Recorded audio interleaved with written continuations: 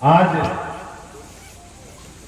बाबा गणपति गणेश जी के जन्मोत्सव के अवसर पर आयोजित आज की कथा कार्यक्रम की अध्यक्षता कर रहे परम आदरणीय अध्यक्ष चंद्र सिंह जी, भाई बड़े भाई का नरेंद्र कुशवाहा जी, नरेंद्र सिंह जी, राजू गिरी जी, उप प्रमुख मैनेजर शाह जी, मुखिया संजीव कुमार सिंह जी, धर्मेंद्र जी, हमारे खेदू भाई, ललन तिवारी जी, डीडीसी नितिन बेटा जी, हमारे पूर्व मुखिया जगदीप माझी जी, सत्ता नगर पंचायत ग्रुप चेयरमैन दीपक कुमार जी सहित तमाम सभी अभिभावकगण, आज के कथावाचक पूजा पूज्य संस्कृति पांडे जी, माताएं बहनें नौजवान साथी, श्री गणेश जी का चरण स्पर्श करते हुए इस भागवत की पावन भूमि को नमन करते हुए हम अपनी तरफ से आप सबको नमस्कार करते हैं, प्रणाम करते हैं। आज का जो अवसर है बहुत उत्सव का अवसर है। गणेश के जन्म दिवस के अवसर पर यहाँ हमेशा कार्यक्रम एक से एक होते रहता है और हमेशा कुछ न कुछ क्रिएटिव आप लोग नया करते रहते हैं। एक बार हमको याद है कि बहुत बड़ा लड्डू से फूल यहाँ लगाया गया था, हम लोग शामिल हुए थे। उसके पहले कुछ और थीम था, हमेशा थीम कुछ न कुछ बदलते रहता है। यह थीम क्या है? इसने सबके गणेश भगवान के जन्म दिवस पर अलग अलग जो थीम होता है, अलग अलग जो होता है, उसे आपके बीच जागरूकता फैलाने का लोग काम करते हैं कि आप अपने ईश्वर के प्रति संत और सनातन संस्कृति हमारी परंपरा रहे हैं और उस परंपरा को जीवित करने का काम, उस परंपरा को आगे बढ़ाने का काम हैदरपुर की पूरी कमेटी और पूरे अभिभावक नौजवान साथी मिलकर कर रहे हैं। आप सबको कोटि कोटि वंदन करते हैं, अभिनंदन करते हैं, धन्यवाद देते हैं। आप हमारे अंदर, हमारे आने वाले पीढ़ी के अंदर, हमारे आने वाले बच्चों के अंदर, भविष्य के अंदर एक सकारात्मक ऊर्जा डाल रहे हैं तो समाज में सबके साथ किस तरह मिलजुल के चले, सबको कैसे लेकर साथ चले, अपने बुजुर्गों का, बड़े बुजुर्गों का, माताओं बहनों का आदर सत्कार कैसे करें। और सारी चीजें, जो चीजें हमें दुनिया में जरूरत है, हमारी सारी धार्मिक भावनाएं, हमारी सारी धार्मिक पर्व त्योहार में हमारे आंखों के सामने रात दिन गुजरती है। हम उसका सिर्फ अध्ययन नहीं कर पाते, उसको हम पढ़ नहीं पाते, उसको अपने जीवन में उतार नहीं पाते। जब तक हम उसे जीवन में नहीं करेंगे तब तक उसे हमें कोई लाभ नहीं मिलेगा। हम माता के 9 रूपों की पूजा करते हैं, अभी दुर्गा पूजा आने वाला है, और हम माता जी का जाके नदी में विसर्जन कर देते हैं। क्या आपको लगता है कि माता जी विसर्जित हो गई? नहीं लगता है। माता जी आपके घर में, आपके परिवार में उपस्थित है। 9 रूप क्या है? हमें इस पर सोचने की, समझने की, चर्चा करने की, तर्क करने की जरूरत है। वही 9 रूप, एक ही औरत हमारी बहन भी है, बेटी भी है, दादी भी है, नानी भी है, माई भी है, मौसी भी है, फूआ भी है। यही 9 रूप हमारे घर में हमेशा दुर्गा गुरु में विराजमान होती है। जिस तरह हम माता का 9 रूपों की पूजा करते हैं, उसी तरह अपने घर के अंदर अपनी माँ, बहन, बहू, बेटी, दादी, नानी, माई, मौसी का सम्मान करें, उन्हें प्यार दुलार दें, उन्हें खुश रखें।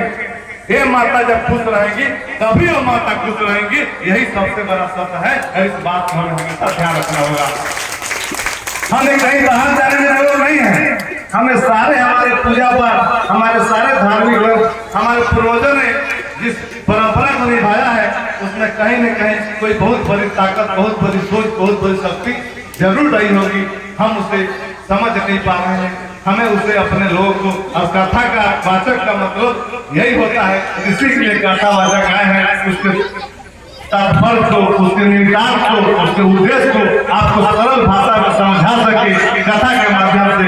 राम जी अपने भाई के लिए अपना राज छोड़ के चले गए। राज मतलब का बिहार का राज, यूपी का राज,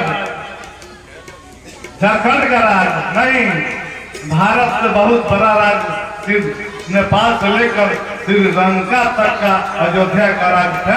उस राज के राजा को अपना राज छोड़कर चले गए अपने भाई के त्याग करने के लिए। और हम अपने भाई को एक धूल जमीन के लिए चोरी मारने को तैयार होते हैं, केस लड़ने को तैयार होते हैं, मुरी काटने को तैयार होते हैं। राम जी का मानने का मतलब अपने भाई के लिए, बंधु के लिए, पर के लिए, परिवार के लिए, गाँव के लिए, समाज के लिए त्याग की भावना रखना है, तब राम जी हमारे आदर्श होंगे। और राम जी मतलब मर्यादा पुरुषोत्तम राम, पुरुषों में सबसे उत्तम राम, जिनकी मर्यादा का हम अवलोकन कर सके, चरितार्थ कर सके।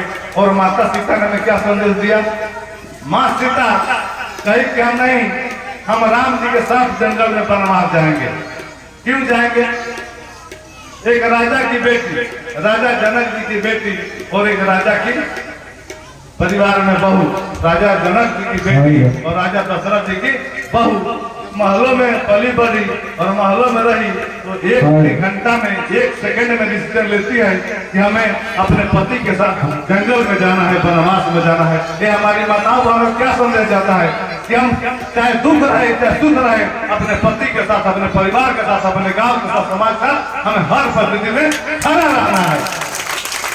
सुख दुख तो आते रहेंगे, जाते रहेंगे, ये हमारी परंपरा है। और हमारी माँ सीता ने, हमारी माँ दुर्गा ने महिषासुर का वध किया था। आज आप लोग कहीं महिषासुर दिखता है? कहीं आप लोग महिषासुर देखे? नहीं देखे हैं कि हमारे आपके बीच में उपस्थित है, भ्रष्टाचारी के रूप में, बलात्कारी के रूप में, बीमारी के रूप में, अपराधी के रूप में। तो आपकी बहन बेटी जब डॉक्टर बनेगी, किसी बीमारी का नाश करेगी। आपकी बहन बेटी एसपी बनेगी, किसी बलात्कारी को जेल भेजेगी। आपकी बहन बेटी वकील बनेगी, जज बनेगी, किसी अपराधी को सजा देगी। यही दुर्गा माता का संदेश है। अपनी बहन बेटी को ताकत दीजिए, उसे मजबूत कीजिए, उसे पढ़ाइए, लिखाइए, आगे बढ़ाइए। और यही शिक्षा की ताकत के बदौलत हमारी देश की 2 बेटियां, अभी ऑपरेशन सिंदूर चल रहा था और देश की 2 बेटियां सुफिया कुरैशी और बेअंबिका सिंह ने पाकिस्तान रूपी राक्षस का नाश करने का काम किया, नाश करने का काम किया। तो हमारे प्रधानमंत्री जी, हमारे मुख्यमंत्री जी और हम सब लोग चाहते हैं कि हमारे देश हर बेटियों में वो क्षमता, वो ऊर्जा शिक्षा के माध्यम से आए। जब राज्य के लिए, समाज के लिए, देश के लिए कदम उठाने की जरूरत पड़े तो उनके कदम छिटके नहीं। उस बेटियों ने क्या था? रुक जाइए एक मिनट। उस बेटी में क्या था? आपकी बेटी में क्या कमी है? बस शिक्षा का अंतर था, उसके अंदर टेक्नोलॉजी ज्ञान था। कैसे मिसाइल बना सकते हैं, कैसे हम पायलट उड़ा सकते हैं, किस तरह हम बम गिरा सकते हैं। उसके अंदर शिक्षा की ऊर्जा थी, जिसके बदौलत वो देश का नाम ऊंचा करने का काम की। हमारे हर बेटियों में वो ताकत है, वो ऊर्जा है, उस ऊर्जा को आगे बढ़ाने की जरूरत है, उसे चमकाने की जरूरत है। हर हीरा पहले पत्थर होता है, हर हीरा पहले पत्थर होता है, जब उसे तराशते हैं तो हीरा बनकर निकलता है। आपका हर एक बेटा बेटी हीरा है, उसे तराशना है, निखारना है, पढ़ाना है, लिखाना है, आगे बढ़ाना है कि हमारे देश दुनिया में हमारे हैदरपुर का नाम करे। हम बाबा गणेश भगवान से प्रार्थना करेंगे, माता से प्रार्थना करेंगे, दुर्गा माता, सरस्वती माता से कि हैदरपुर के, मकेर के, बाघापुर के, हैदरपुर पंचायत के, बाघापुर के, मकेर के, हमनौर के, सारण के, बिहार के सभी बेटियों में आपके आशीर्वाद देने दे। यहाँ के बच्चे बच्चियां पढ़ लिख कर देश सब दुनिया में बाघा बोलकर नाम रोशन करें, देश सब दुनिया में बाघा बोलकर नाम रोशन करें। यही हम गणेश भगवान से, शंकर भगवान से, माँ पार्वती से सबसे आग्रह प्रार्थना निवेदन करते हुए अपनी समाप्त करनी चाहता है। पहले आपको बता देना चाहते हैं, सब पर्व को हम पर्व कहते हैं और छठ पर्व को महापर्व कहते हैं। क्यों महापर्व कहते हैं? क्यों कहते हैं? हम सब पर्व को पर्व कहते हैं, छठ पर्व को महापर्व क्यों कहते हैं? क्योंकि हम प्रकृति की पूजा करते हैं, जिससे हमारा जीवन बना है। जल में हम खड़ा होकर हमारी माताएं बहनें पूजा करते हैं, मिट्टी के बर्तन का प्रयोग करते हैं, मूल फल फूल, नींबू, केला, सेब हम उसको अर्घ देते हैं। और उस भगवान की, सूर्य भगवान जिससे पूरे ब्रह्मांड को दुनिया का ऊर्जा मिलती है, उस भगवान की हम पूजा करते हैं। इसलिए छठ पर्व हम महापर्व करते हैं। आपके पास, मेरे पास, किसी के पास कितना भी धन हो जाएगा, कितना भी संपत्ति हो जाएगा, क्या सोना के लिए चढ़ाएंगे छठी मैया को? चांदी का नारियल चढ़ाएंगे तो उसके लिए आपको नारियल, नींबू, केला, कंद मूल, फल फूल, पेड़ पौधा लगाना होगा। और इसी बात का हमारे नेता नीतीश कुमार जी ने, हमारे नेता नरेंद्र मोदी ने समझा और जल जीवन हरियाली लाए, हम तालाब बचाए, पेड़ बचाए, पौधा लगाए, यही बहुत बड़ा संदेश है। आपने हमें काम करने का अवसर दिया, आपकी सेवा के बदौलत हम लोग अमनौर को विकसित बनाने का जो सपना लेकर चले हैं, निश्चित रूप से अमनौर की तरफ विकसित भारत की परिकल्पना हमारे प्रधानमंत्री जी का है और विकसित बिहार की परिकल्पना हमारे मुख्यमंत्री जी की नीतीश कुमार जी का है। उसमें विकसित बिहार तब बनेगा जब विकसित गांव बनेगा, वही विकसित पंचायत बनेगा, जब विकसित पंचायत बनेगा वही विकसित प्रखंड बनेगा, जब विकसित प्रखंड बनेगा तभी विकसित जिला बनेगा, जब विकसित जिला बनेगा तब विकसित बिहार बनेगा। उसमें आपका गांव, आपका प्रखंड, आपका विधानसभा क्षेत्र कैसे विकसित हो, ये हमारी प्राथमिकता में है। इस पर हम लोग काम कर रहे हैं। इस मकेर को लोग आखिरी समझते थे कि अमनौर विधानसभा का, परसा विधानसभा का आखिरी सीमा है, इसे हमने पहला सीमा समझा और सबसे पहले काम होता है हम लोग काम कर रहे हैं। आज 100 करोड़ की राशि से हम लोग जो सपना में नहीं सोचे थे कि बांध पर डबल लेन सड़क बनेगी, 200 करोड़ से ज्यादा रुपया की लागत से आज काम दिखाई दे रहा है। आज जैसे की ड्राइवर से लेकर हजारों मशीन ट्रैक्टर लगा हुआ है। आने वाले दिनों में आप 10 से 7 मिनट में रेवा घाट से लेकर सोनपुर तक, पटना तक, मुजफ्फरपुर तक, छपरा तक जा सकते हैं। हम लोग यहाँ आते थे, आज शायद हम लोग यहाँ नहीं पहुँच पाते। जो स्थिति मकेर से टेंगरा होते हुए आपके गांव तक आने वाली जो मुख्य सड़क थी उसकी स्थिति क्या थी, और आज 5 मिनट में हम लोग मकेर से अपने गांव तक आए हैं। यही बदला बिहार है, यही बिहार को और आगे बढ़ाना है। यह सब आपके हाथ में है। जो यहाँ से अमनौर जाने का जो रास्ते में पुल था 50 साल में कभी नहीं बना था, उस पुल को 40 साल के बीच हमने सफर का काम किया है कि आपका पुल मसीधानपुर में आज बनकर तैयार हो गया है। बिजली के क्षेत्र में यही मकेर बाजार है जहाँ बिजली के लिए लोग तैयार कराकर प्रदर्शन करते थे। यहाँ गांव में भी हम लोग ट्रांसफार्मर लगाकर बिजली जलाने का काम किया है, आप सबसे और गणेश भगवान से प्रार्थना करेंगे आप सबका आशीर्वाद मिलता रहे, हम इसी तरह बढ़ता रहे। हम पिछली बार भी बोले थे कि काम किया है, काम करेंगे, अमनौर का ऊंचा नाम करेंगे और आपके आशीर्वाद से अमनौर विधानसभा से जाने का अवसर मिला। हम इस मन से जरूर अपने प्रधानमंत्री को, अपने मुख्यमंत्री जी को, उप मुख्यमंत्री जी को और एनडीए के सभी नेताओं को धन्यवाद देना चाहते हैं, बधाई देना चाहते हैं कि आपके बेटा को, आपके भाई को 10 विधानसभा छपरा में है, लेकिन आपके विधायक को बिहार के मंत्रिमंडल में काम करने का मौका दिया। आपके मान सम्मान को बढ़ाने का हमारे नेताओं ने काम किया है। लेकिन हम मंत्री बने उससे हमको 2 गाड़ी मिल गया, 5 गार्ड मिल गया, से हम खराब हो गया कि हमारे मंत्री बनने से अमनौर को क्या लाभ मिले, जिले को क्या लाभ मिले, हमारे नौजवानों को क्या लाभ मिले, किसानों को क्या लाभ मिले, माताओं को क्या लाभ मिले, बहनों को क्या लाभ मिले। यह मेरी प्राथमिकता है। और उसके तहत हमने अपने सरकार से आपको जानकर खुशी होगी कि बिहार का IT पार्क आपका कर्ता में बनने जा रहा है और बॉडी का काम आपका शुरू हो चुका है। आप जाकर देख सकते हैं।